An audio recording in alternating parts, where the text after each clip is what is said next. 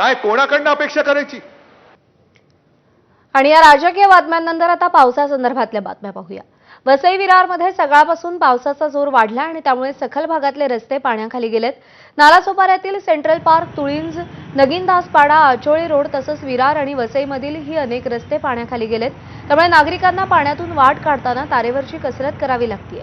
वसई विरार शहरात आज दिवसभर जोरदार पावसाचा अंदाज वर्तवण्यात येतोय। काही वाहनही बंद पडतायत। रायगडच्या दक्षिण भागात पावसानं हजेरी लावली। रात्रीपासून उसंत घेतलेल्या पावसानं म्हसळा, श्रीवर्धनमध्ये जोरदार हजेरी लावली। श्रीवर्धनमधील दिव्यागार, बोरली, वेळास, दिघी परिसरात दमदार पाऊस बरसला। या पावसामुळे रायगडमधील बळीराजा सुखावला असून शेती कामांना वेग येणार आहे, तर मुसळधार पावसामुळे नदी नाले दुथडी भरून वाहत आहेत। रायगड जिल्ह्यात काल झालेल्या मुसळधार पावसामुळे जिल्ह्यातील 28 धरणांमधल्या पाणीसाठ्यात वाढ झाली असून एकूण पाणीसाठा 20.80% पोहोचलाय। मागच्या आठवड्यात हा साठा सुमारे 18.82% होता। वावे धरणात 52%हून अधिक पाणीसाठा झाला असून आंबेघर, पाभरे मोर्बे, भिलवले, सुतारवाडी धरणातल्या पाणीसाठ्यात लक्षणीय वाढ झाली आहे। वाढत्या जलसाठ्यामुळे पिण्याचं पाणी आणि भातशेतीबाबत मोठा दिलासा मिळालाय। जिल्ह्याला पावसाचा ऑरेंज अलर्ट असून पाऊस कोसळल्यास धरणांच्या पाणीसाठ्यात वाढ होण्याची शक्यता आहे। रत्नागिरी जिल्ह्यात कालपासून पावसाचं पुन्हा दमदार आगमन झालंय। त्यामुळे जिल्ह्यातील नदी नाले तुडुंब भरून वाहत आहेत, तसंच धबधबे देखील प्रवाहित झाले। दापोली तालुक्यातील बोरिवली गावच्या पायथ्याशी असलेला कोंडी धबधबा देखील जोरदार प्रवाहित झालाय। कड्याकपारीतून फेसाळत वाहणारा हा धबधबा अनेकांना खुणावतोय। विशेष म्हणजे वर्षभर पर्यटकांच्या आकर्षणाचं केंद्रबिंदू असलेला हा कोंडी धबधबा जानेवारी ते एप्रिल या उन्हाळ्याच्या दिवसांमध्येही थंडगार पाण्याचा अनुभव देण्यासाठी प्रसिद्ध आहे। आता पुन्हा एकदा हा धबधबा धो-धो वाहू लागलाय, त्यामुळे येत्या काही दिवसात पर्यटकांची पावलं इथे वळण्यास सुरुवात होईल।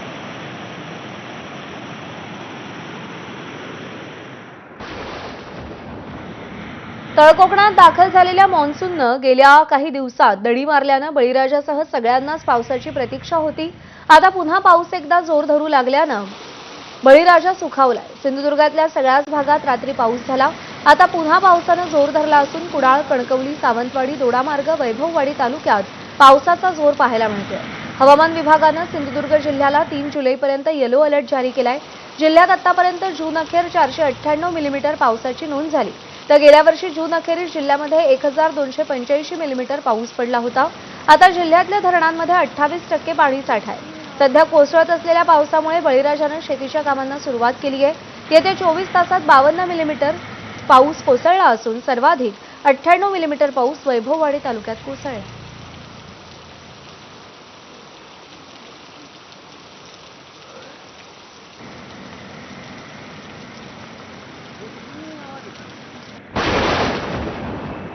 पुण्यातल्या शिरूर तालुक्यातील कारेगाव परिसरात झालेल्या जोरदार पावसामुळे पुणे अहिल्यानगर महामार्गावर मोठ्या प्रमाणात पाणी साचलंय। त्यामुळे वाहतुकीचा वेग मंदावला असून वाहन चालकांना मोठी कसरत करावी लागतेय। रस्त्यावर साठलेल्या पाण्यामुळे वाहन चालकांना सावधानतेने प्रवास करावा लागतोय।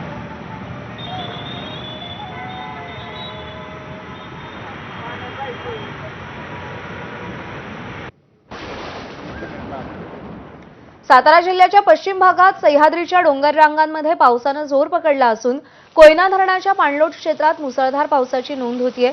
यामुळे कोयना धरणात पाण्याची आवक वाढली आहे। गेल्या 24 तासात कोयना धरणात तब्बल 2556 क्युसेकनं पाण्याची आवक झाली असून धरणाच्या पाणीसाठ्यात 0.22 टीएमसीची वाढ झाली आहे। नवजा इथे 86 मिलीमीटर, कोयना इथे 77 मिलीमीटर तर महाबळेश्वर इथे 82 मिलीमीटर पावसाची नोंद झाली आहे।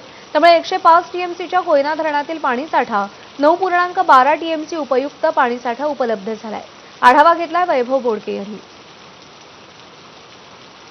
सातारा जिल्ह्यात गेल्या 2 ते 3 दिवसापासून कमी अधिक प्रमाणामध्ये पावसाने हजेरी लावली आहे। मात्र पश्चिमेकडचा जो भाग आहे सह्याद्रीच्या पर्वतरांगांमध्ये मोठा मुसळधार पाऊस सुरू असून या भागामध्ये मोठ्या प्रमाणात पाऊस पडत आहे। त्यामुळे गेल्या 24 तासामध्ये जर पाहिलं तर कोयना धरणामध्ये 2556 क्युसेक पाण्याची आवक झाली असून सुमारे 0.22 टीएमसी पाणीसाठ्यात वाढ झाली आहे। एकंदरीत जर पाहिलं तर या पश्चिमेच्या भागामधील सर्वात मोठा मानला जाणारा धबधबा जो नवजा धबधबा आहे या परिसरामध्ये देखील 86 मिलीमीटर इतका पाऊस झालाय। कोयनाच्या परिसरामध्ये 77 मिलीमीटर इतका पाऊस झालाय, तर महाराष्ट्राचं मिनी काश्मीर म्हणून ओळखल्या जाणाऱ्या महाबळेश्वरमध्ये 62 मिलीमीटर इतका पावसाची नोंद झाली आहे.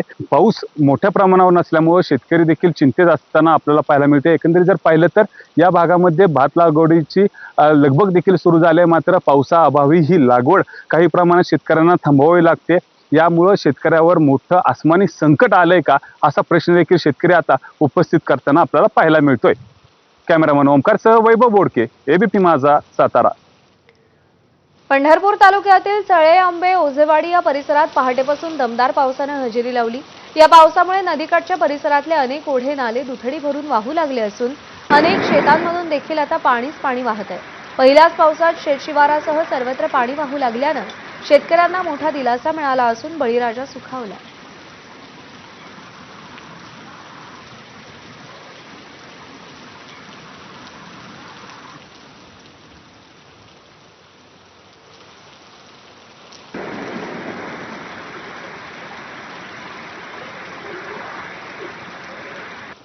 वादळी वारा आणि पावसामुळे पंढरपूर तालुक्यातील पळशी इथे धनाजी साठे यांचं घर पडलं असून घराचे पत्रे उडून गेले. कालच्या पावसानं साठे यांच्या घराचं खूप मोठ्या प्रमाणात नुकसान झालं. यामध्ये संसारोपयोगी वस्तू पाण्यात भिजल्या आणि घराच्या भिंतीलाही तडे गेले.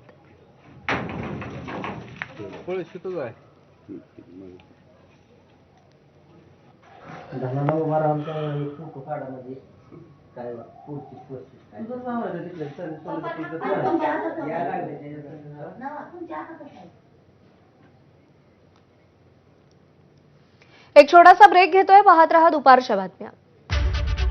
थोडक्यात